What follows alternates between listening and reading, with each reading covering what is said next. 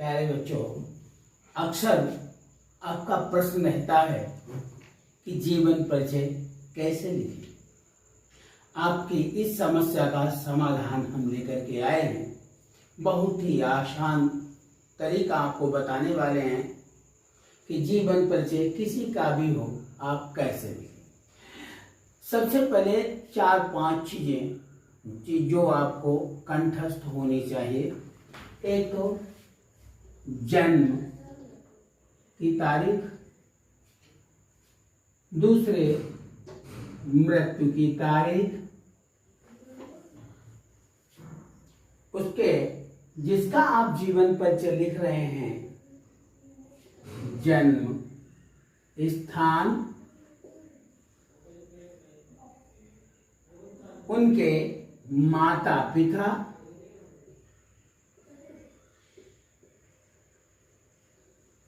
एक तो जन्म की तारीख आपको मालूम होनी चाहिए, मृत्यु की तारीख मालूम होनी चाहिए, जन्म स्थान, माता पिता, जिनके गुरु हैं उनकी गुरु, नहीं गुरु हैं तो कोई बात नहीं। सबसे पहले आप हेडिंग डालेंगे जीवन परिचय, और जीवन परिचय लिखने के लिए आपको 3 हेडिंगों की आवश्यकता पड़ती है। पहली हेडिंग जीवन परिचय डालेंगे, दूसरी हेडिंग साहित्यिक परिचय डालेंगे, अब तीसरी हेडिंग भाषा शैली डालेंगे। पहले हमने डाल लिया जीवन परिचय, हमने डाला जीवन परिचय, यहां पर हेडिंग डालेंगे जीवन परिचय।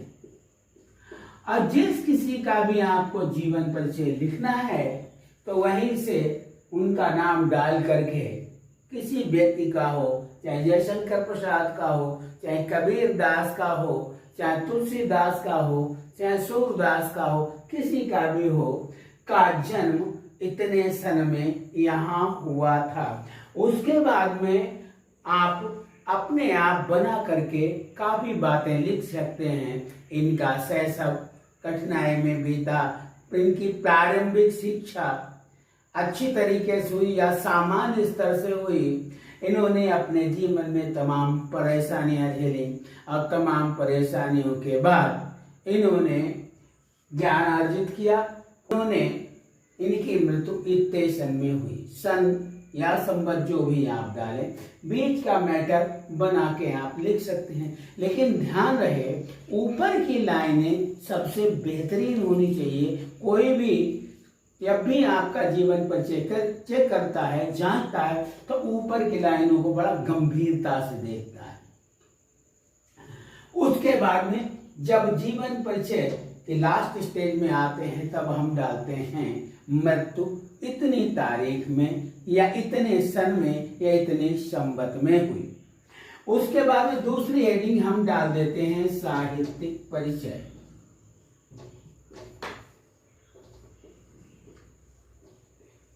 साहित्यिक परिचय के बाद में हम लिखना शुरू करते हैं कि इन्हें कविताएं लिखना बचपन से इन्होंने प्रारंभ कर दिया था, और जैसे जैसे समय व्यतीत होता गया इन्होंने इनकी कविता करने की या लेखन की या साहित्य की, जो भी आप डालना चाहें, जिस तरीके का लेखक या कवि हो, तो इनकी रुचि बढ़ती चली गई और इन्होंने कुछ पत्र पत्रिकाओं का भी संपादन किया। क्योंकि अधिकांश लेखक वगैरह और साहित्यकार ऐसे हैं कि जिन्होंने पत्र पत्रिकाओं का संपादन किया है। और उसके बाद में जो आप 2-4 किताबें उनकी हों वो उनको लिख सकते हैं। उन्होंने ये किताबें लिखी, जैसे कि हम तुलसीदास का ही ले लें, साहित्य तुलसीदास का लें, रामचरितमानस है, कवितावली, दोहावली आदि किताबें आदि करके आप लिख दें, 3-4 किताबें लिख दें। जैसे कि आप जयशंकर प्रसाद का है तो कामायनी उनकी महत्वपूर्ण पुस्तक है, ऐसे मैथिली शरण गुप्त है, साकेत की महत्वपूर्ण पुस्तक है। तो 2-3 किताबों का नाम जो भी आपको याद हो लिख दें, इत्यादि करके बाद में आदि पुस्तकों की इन्होंने रचना की। और उसके बाद में भाषा शैली पर आ जाइए। भाषा शैली, अगर आप यहाँ पे विशेष ध्यान दें, भाषा शैली में अगर कृष्ण का साहित्य है, श्री कृष्ण का साहित्य है, तो ज्यादातर आप ब्रज भाषा लिखें। अगर राम का साहित्य है तो अवधी भाषा लिखें।